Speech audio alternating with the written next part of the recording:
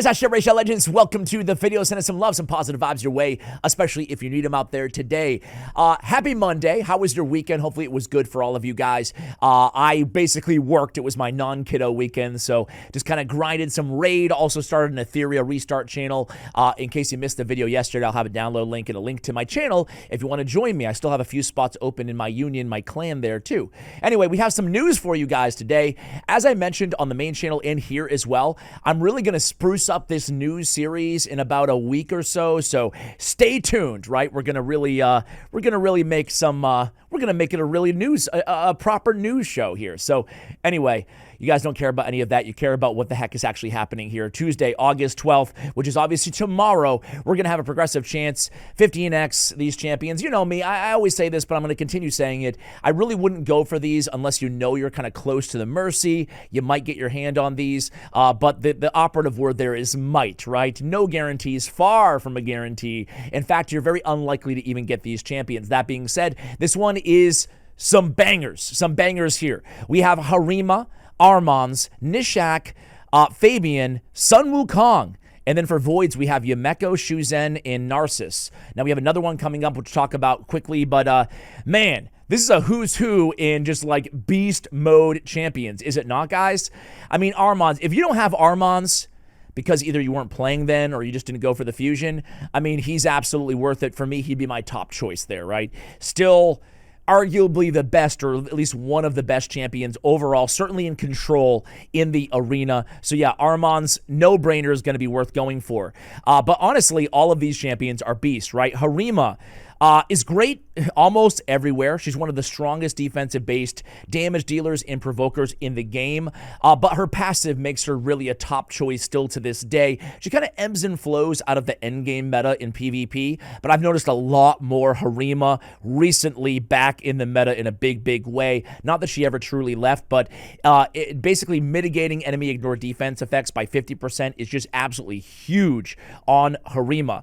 I should just point out, too, apropos of, I guess kind of nothing, I will point out my build on Harima really quickly. She's not in my best gear or anything like that, but I really love running her in Defiant with triple or at least double reaction accessories rather than Stone Skin. Super strong, and just a lot of, just a real lot of utility there on her. All right, Nishak. I mean, he's the best bomber in the game other than Cometus. You know, and Cometus is a mythical. But really, when we talk about really solid bombers, I mean, there's some that deserve honorable mentions along the way, but really, Nishak is in a league of his own. Everywhere from Bommel to the arena to get rid of Stone Skin, he is an absolute threat because he places bombs and then gets an extra turn where he can reduce the duration, so they just die, basically. So Nishak is absolutely insane. Fabian. I mean, Fabian and Sun Wukong, this is just insane. Fabian, other than Armanz, he's the best control out there. And some people even prefer Fabian to Armanz, and you can understand why. In such a revive-heavy meta, he's going to place True Fears on enemies every time they're revived. Obviously, there's buff removal. There's total lockout as well. He is just an absolute, again, league of his own, plus Armanz in terms of arena control, just an insane wave control for that matter as well. Just an insane champion. If I had to choose between the two of them, I would go Armanz, but it's very slight, and I certainly wouldn't disagree, and I would understand if somebody would want to go with Fabian there. And then we have Sun Wukong. So it's if you don't have Sun Wukong, which I know a lot of you guys actually don't, he was free for a long time, and then he was free as well for new accounts for a long time. So a lot of people do have him, but some people don't. I mean, out of all the free champions that we've gotten ever in the game, all the daily, the free loyalty logins or whatever, Sun Wukong, I think, is still the best offensive weapon, particularly in the arena, but also like we saw in Event Dungeon, right? Able to just clear things with his Staff of Wonder. Has the chance to ignore 100% defense with the extra damage on the attack, with the surplus damage. I mean, this is one of the best nukes in the game. It's also a great way to get rid of pesky Force Affinity champions, seeing as how he's Spirit Affinity, and he just keeps coming back with a full turn meter. You can't kill this monkey, right? One of the most powerful attack-based legendaries in the entire game still to this day. So, man, that's a who's who. If you want control, I mean, I guess it depends on what you need on your account, right? Who would you rather go for? Who are you going for if you are going to summon it all there? We have Yumeko, Shuzen, and White King Narcissus. So Narcissus is the best or the second best HP-based legendary nuker in the game. He's also the companion to White Queen Ancora, and he's just absolutely insane. His damage is, why am I staring right at him and I can't? Where are you, Narcissus? Man, I am so blind right now. Okay, he's Void Affinity Ash. He's at the bottom of the screen, bro. This Desecration Blast just hits like a freaking absolute Mack truck, right? He ignores shield. He's so good against targets with shield, like Marichka, for example. And then he has a block revive if they're under 3 or more buffs on his A3, which is not hard to get in this game in a very buff-heavy meta, which has always been the case in the arena, at least the last few years.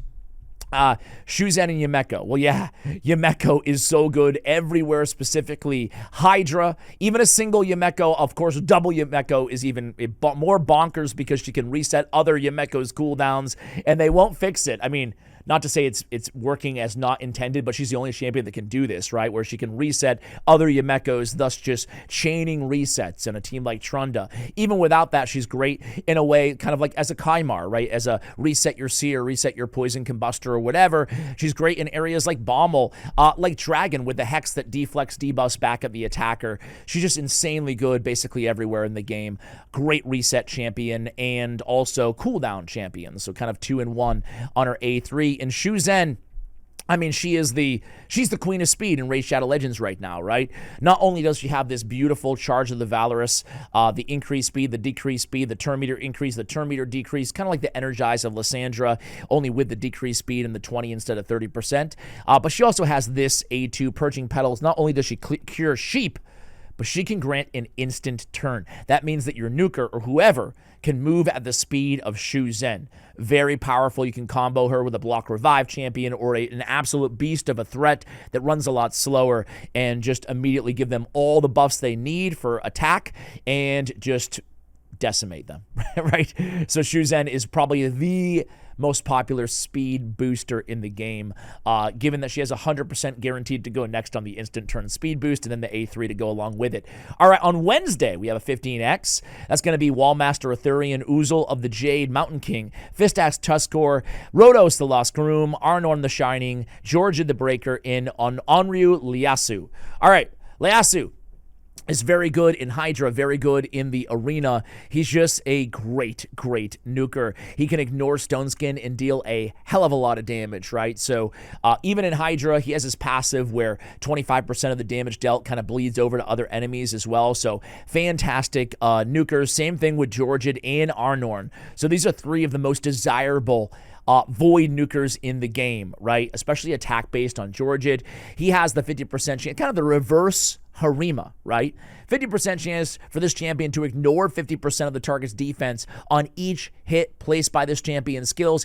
He has one of the hardest hitting A1s in the game for attack-based champions and a chance of repeating the attack as well. Such a threat there. That means even against lockout champions like Yumeko, he can still devastate them with his A1. He has the Ignore Stone Skin, and he has the extra turn going into the irresistible 30% turn meter decrease. He's an absolute monster of a champion. And Arnorn, I would say, out of the 3 is the most meta right now in endgame arena. These are all 3 arena champions who can also deal damage in PvE as well. They're damage dealers, but especially Arnorn because of his passive. Basically, it prevents his death, keeps him alive at 1 HP with Stone Skin, instantly activates the A3, which hits very hard.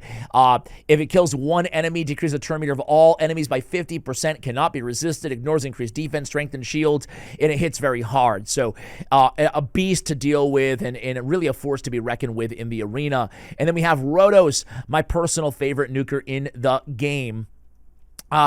Even if you don't have Siphi, Rhodos is an absolute incredible champion. Not only does he have a block revive mechanic, a short cooldown on his A2, amazing synergy with Siphi, can't get one shot, Word of Fallen, a blessing on this dude. He's going to be an absolute beast. We actually just went over all the offensive blessings in the game on this channel in yesterday's video. I was going to say my second channel, aka this channel.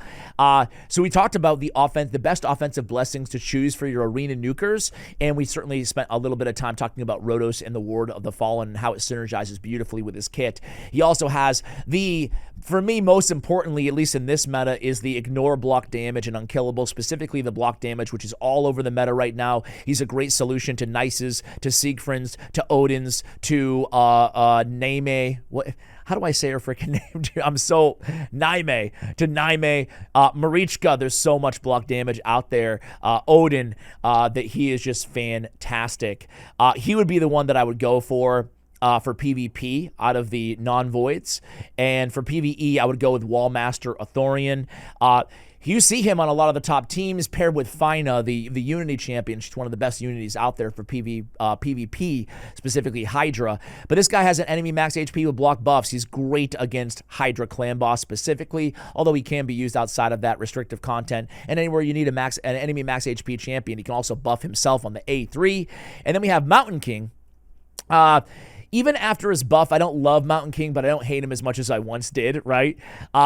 He would not be the champion that I go for here, although he has an extra turn mechanic on a hard-hitting A2. He has a better A3 now. They fixed his cooldowns a little bit as well, or at least his damage. He got the extra turn mechanic. He got turn meter fill in his kit, so he's a lot better than he was. He still wouldn't be my first choice, though. Uzel of the Jade. We have some new champions sprinkled in here. Uzel is fairly new. He's pretty cool. He has an AoE, reduced value of shield, decreased defense as well. He has extra turn mechanics, and basically it all comes down to his passive. If an ally has had an extra turn, increase that. I'm sorry, I can't speak. If an ally has a chance to gain an extra turn, increase that chance by additional 5%. So that applies to Relentless as well. It essentially is like Fearsome Presence Mastery added to Relentless sets, 20, like a stun set would, right? 23% chance to get an extra turn. That's pretty huge. He also deals 25% more damage coming from extra turns, and he has synergy with extra turns all over his kit, including ignore stone skin buffs and 100% of the target's defense if the skill was used after an instant turn or an extra turn, which he has potential on his A1, his A2. Interesting champion, not meta, but an interesting and pretty decent champion. And last but not least is Fist Axe Tuskor. Good old Fist Axe, I believe, is a Ogryn. I don't have him. He's attack-based. The reviews are pretty good on him. He has an AoE. Damage inflicted is 10% for each buff on this champion. Decrease the cooldown of the skill if it kills an enemy. If it kills 2 enemies, he gets an extra turn, which is great on a pretty hard-hitting AoE ability. Chance for an extra turn is always great. Again, you get extra turn if you kill an enemy here, so you can see thematically a lot of extra turns in all of these champions' kits. They all have a chance of an extra turn, obviously, with the exception, I guess, of Wallmaster. But he does have extra turn on his A3, so I guess that is the theme here. I'm a little late to the party. So all about extra turns. Each extra turn this champion gets increase their crit damage by 10% up to 50%. Each extra turn this champion gets decrease the damage they receive by 5%. So I will say the cast of characters here, I like the first in aggregate. I like the first batch better than the second batch, but the second batch has some real beasts in there as well. Guys, that's it for the news today.